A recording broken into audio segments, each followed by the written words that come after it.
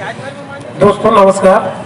मैं आज बैठा हूं बालोद जिला मुख्यालय में बस स्टैंड के पास, जहां पर छत्तीसगढ़ के सहायक शिक्षक फेडरेशन के अंतर्गत जिला अध्यक्ष पूरा पांचों विकास खंड के सहायक शिक्षकों को लेकर के अनिश्चितकालीन हड़ताल पे है। मैं अपने इस कार्यक्रम में हार्दिक स्वागत करता हूं बालोद जिला के छत्तीसगढ़ सहायक शिक्षक समग्र शिक्षक फेडरेशन के सम्माननीय अध्यक्ष महोदय श्री देवेंद्र हरमुख जी का स्वागत है। सर, ये जो हड़ताल का क्रम चल रहा है, लंबे समय से ये देखा जा रहा है कि सहायक शिक्षक लोग लगातार सबसे ज़्यादा हड़ताल करते हैं, और अभी जब बच्चों की परीक्षाएं एकदम नज़दीक है, तो इस स्थिति में आप लोग, चूँकि गुरुतर दायित्व आपके कंधे पर है, समाज का निर्माण आप लोग करते हैं, आप परीक्षा की स्थिति में ही आप हड़ताल कर रहे हैं, तो क्या इनका बच्चों के भविष्य के साथ खिलवाड़ नहीं होगा, उनके साथ अन्याय नहीं होगा? इससे दूसरा कोई समय आप चुन सकते थे हड़ताल के लिए, यही समय आपने क्यों चुना है? सबसे पहले तो मैं आपका स्वागत करना चाहूँगा और इस सवाल का स्वागत करना चाहूँगा कि आपने बहुत ही बढ़िया सवाल पूछा है। ये हमारे पास सवाल आते ही रहता है। सबसे पहले आपको कहना चाहूँगा कि हमारी बहुत सारी समस्याएं हैं, और उसमें सबसे बड़ी समस्या है वेतन विसंगति। और पूरा राष्ट्र जब भी कुछ होता है तो एक शिक्षक की ओर देखता है, और जब भी कुछ गलत होता है तो सर्वप्रथम एक शिक्षक की आवाज़ उठाता है। और यहाँ गलत तो एक शिक्षक के साथ हो रहा है। हमारे साथ जो हो रहा है वेतन विसंगति की लड़ाई जो हम लड़ रहे हैं, यह 2014 से हमारे साथ विसंगति है, और इस विसंगति के खिलाफ हम सरकार से लड़ रहे हैं। आपका जो सवाल था कि इसी समय क्यों, परीक्षा के समय, तो मैं बताना चाहूँगा कि जो बच्चे हैं उनका भी एग्ज़ाम होना है, फरवरी में तो है, लेकिन जो मुख्य एग्ज़ाम होना है वो अप्रैल में है। अभी फरवरी चल रहा है, और हमारे जो शिक्षक हैं, कोरोना काल में 2 साल के बाद जब बच्चे पढ़ना लिखना भूल गए थे, हमने उन्हें 15 दिन में ही पारंगत कर दिया था। तो ये शिक्षक जो होता है, 15 दिन में 2 साल का जो बच्चे का जो पढ़ने का जो गैप था, उसको हमने दूर कर दिया था। तो हमारे पास अभी समय रहेगा कि हम उस बच्चे को जितना भी पढ़ाई में अगर कमी रही होगी तो उनको भरपाई करेंगे। साथ ही अभी हड़ताल क्यों चाहते, तो हम सरकार को जिस समय बच्चे का परीक्षा होता उस समय भी हड़ताल करके सरकार को और ज़्यादा नाजुक स्थिति में रख सकते थे, लेकिन हम बच्चों का अहित नहीं चाहते। हमारे भी बच्चे सरकारी स्कूल में पढ़ते हैं, और हमारे बहुत सारे जो सहायक शिक्षक साथी हैं उनके बच्चे भी सरकारी स्कूल में पढ़ते हैं, और शिक्षा की गुणवत्ता भी इतनी ज़्यादा हमने अच्छे कर दी है।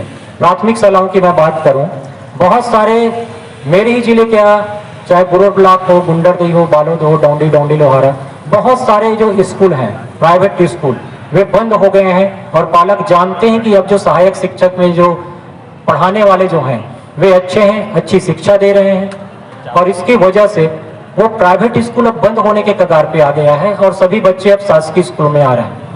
आप एक अनुमान के तौर पे देख सकते हैं, बहुत सारे शासकीय स्कूलों की दर्ज संख्या में इजाफा हुआ है। वे सभी पहले प्राथमिक जो प्राइवेट स्कूलें थे वहाँ पे उन बच्चे पढ़ते थे। तो हम चाहते सरकार को तो परीक्षा के समय भी नाजुक स्थिति में उनको लाके हड़ताल कर सकते थे।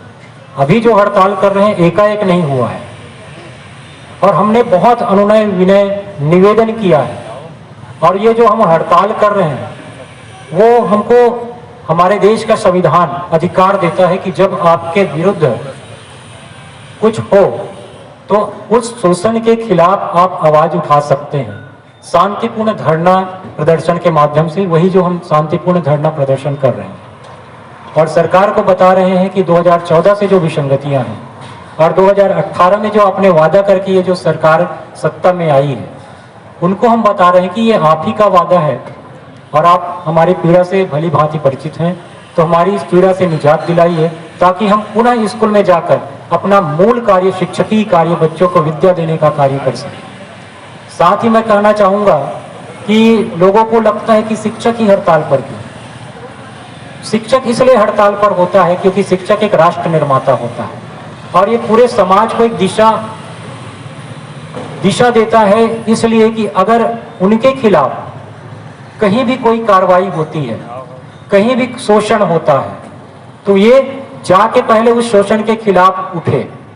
अभी कुछ दिनों पहले आपने देखा होगा कि डीए और एचआरए के लिए हमने लड़ाई लड़ी थी, उसमें भी शिक्षकों की संख्या सबसे ज्यादा थी, शिक्षक में भी केवल सहायक शिक्षकों की संख्या सबसे ज्यादा थी, क्योंकि हम प्राथमिक स्कूल के शिक्षक होते हैं। प्राथमिक स्कूल के शिक्षक, आपको बता दूं, हमारे पास बच्चे जब आते हैं तो उनको पढ़ाई लिखाई का अनुभव नहीं होता, हम उनको कलम पकड़ना सिखाते हैं, हम उनको अक्षर ज्ञान देते हैं, हम वो नींव का निर्माण करते हैं जिससे एक सुंदर और सशक्त राष्ट्र निर्माण होता है। बच्चे जो होते हैं उनको हम कहा जाता है कि बच्चे कच्ची मिट्टी के होते हैं, तो हम उस कच्ची मिट्टी में एक सुंदर मूर्ति का निर्माण करते हैं।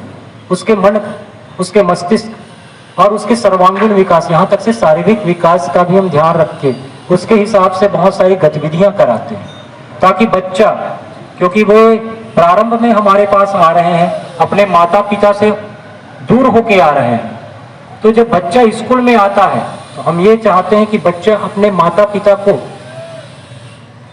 माता पिता की तरह ही शिक्षक को समझे, इसलिए हम बड़े प्यार से उनको समझाते हैं। तो ये होता है प्राथमिक शिक्षक, जो राष्ट्र का निर्माण में सबसे महत्वपूर्ण योगदान देता है, भूमिका निभाता है।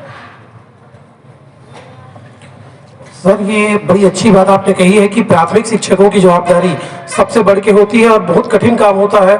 नन्हे बच्चों को जो बिल्कुल एकदम से अनभिज्ञ होते हैं, घर के अपने माँ के गोद से निकल के सीधा वो स्कूल आते हैं, उनको संभालना बड़ा कठिन होता है। लेकिन सर, मजदूर लोग 200 रुपये की रोजी में अपना जीवन गुजर बसर कर लेते हैं, भविष्य के लिए बचा लेते हैं। आप लोगों को इतना पेमेंट मिल रहा है, फिर भी आप लोग बार बार हड़ताल करते हैं, क्या कारण है? क्या इतना पेमेंट कम हो रहा है? जैसे मैंने पहले ही कहा था कि शिक्षक राष्ट्र का निर्माता होता है और संविधान ने हमको अधिकार दिया है कि हम शांतिपूर्ण ढंग से अपनी बात रख सकें। जैसे उदाहरण आपने एक मजदूर का दिया था, मैं सम्मान करता हूँ हमारे मजदूर भाइयों का, लेकिन जो शिक्षक होता है वे बहुत कड़ी मेहनत के बाद टीटी और डीएड पढ़ के आते हैं, बहुत सारी योग्यताएं रखते हैं और उस योग्यताओं के आधार पर उनको वो नौकरी मिलती है, सर्विस मिलता है शिक्षक पद का। शिक्षक पद एक उत्तरदायित्व का पद होता है, साथ ही एक सम्मान का पद होता है। अभी हम जो लड़ाई लड़ रहे हैं वेतन विसंगति का, वो सम्मान की लड़ाई है, केवल पैसों की लड़ाई नहीं है।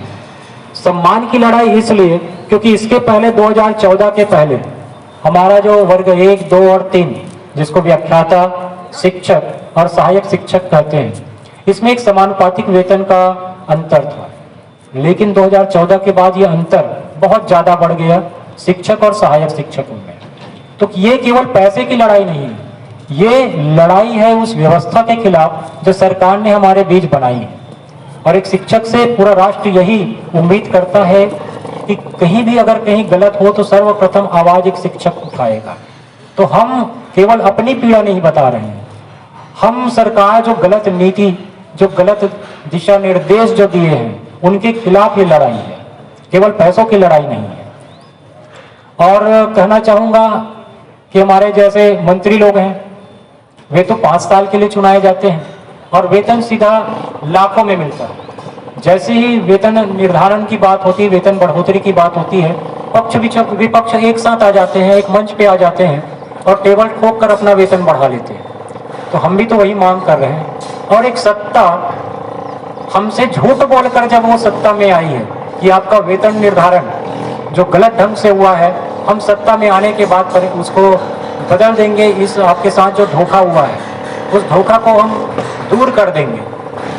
और जब ये झूठ बोलकर जब वो सत्ता में आती है तो हम उनसे वही मांग कर रहे हैं जो आपने कहा था, जो आपने हमसे वादा किया था और आप सत्ता में आए, तो हम उनको वो उनका वादा याद दिला रहे हैं। हम कोई नई चीज नहीं मांग रहे हैं। हमारे साथ धोखा तो 2014 से हो गया था और ये सरकार जो अभी पक्ष में है, ये विपक्ष में थी और ये भली भांति जानती है कि हमारे साथ क्या धोखा हुआ। तो हम उनको वही बता रहे हैं कि भाई, आप जब सत्ता में नहीं थे तो आपने एक वादा करके आए थे कि आपकी सरकार जब आएगी तो हमारे साथ जो धोखा हुआ है उन्हें दूर कर देगी। और उन्होंने कई मंच पे कहा है, हमारे पास उनका वीडियो अगर आपको कहें तो हम दिखा सकते हैं जिसमें उन्होंने कहा है कि वर्ग 3 के साथ धोखा हुआ है। और अगर हमारी सरकार आती है तो हम इसके साथ इनका धोखा या वेतन विसंगति दूर कर देंगे। सत्ता में आने के जस्ट बाद ही, तुरंत बाद जब हम मिलने गए थे तब भी से उन्होंने यही कहा था कि आपके साथ धोखा हुआ है और पूर्ववर्ती सरकार ने आपके साथ धोखा किया है, जिसको हमारी सत्ता आ गई है, बहुत जल्द हम दूर कर देंगे। और ये मेरे पीछे एक माननीय भूपेश बघेल जी जो बिलासपुर में जो ये है घोषणा किए थे उस समय, और पेपर में जो छपा हुआ था 20 जून 2018 की बात है, जिसमें कहा गया है कि 1 और 2 के साथ तो ठीक है लेकिन 3 के साथ धोखा हुआ है। ये पेपर हमने नहीं छपवाया है, माननीय भूपेश बघेल जी ने छपवाया है और यही वादा हम उनको याद दिला रहे हैं।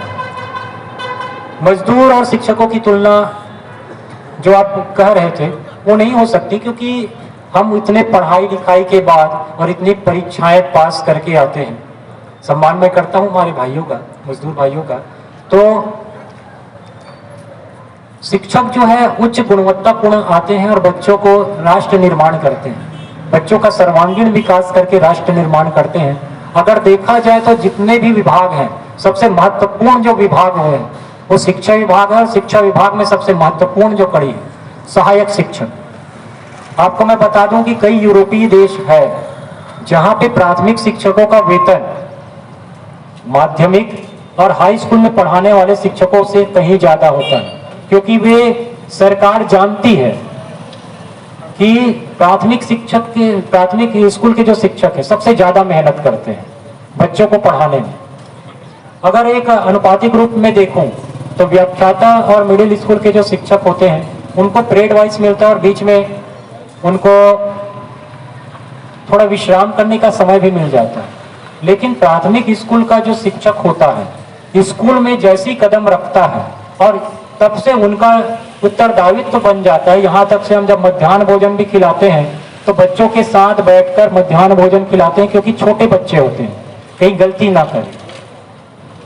तो इस प्रकार से, और उसके बाद जब छुट्टी होती तब तक उत्तरदायित्व, मतलब प्राथमिक स्कूल के शिक्षक को एक पल भी वहां विश्राम करने का समय नहीं मिलता। तो हम जो कार्य कर रहे हैं उसके एवज में ही हम वेतन निर्धारण की बात कर रहे हैं। और वेतन निर्धारण जो पूर्ववत था 2014 के पहले, हम वही मांग रहे हैं कि समय मान के आधार पर जो समय वेतनमान था वही वेतनमान आप हमारा कीजिए। धन्यवाद सर। बहुत से आम लोगों के मन में जो प्रश्न था शिक्षक बार बार हड़ताल क्यों करते हैं, उन प्रश्नों को बड़े विस्तार से, बड़ी सहज ढंग से आपने लोगों को बताया। और निश्चित ही अब हर आम आदमी भी ये बात को मानेगा कि शिक्षकों का जो शोषण हो रहा है वो नहीं होना चाहिए। हमें समय देने के लिए हम आपके आभारी हैं। धन्यवाद सर।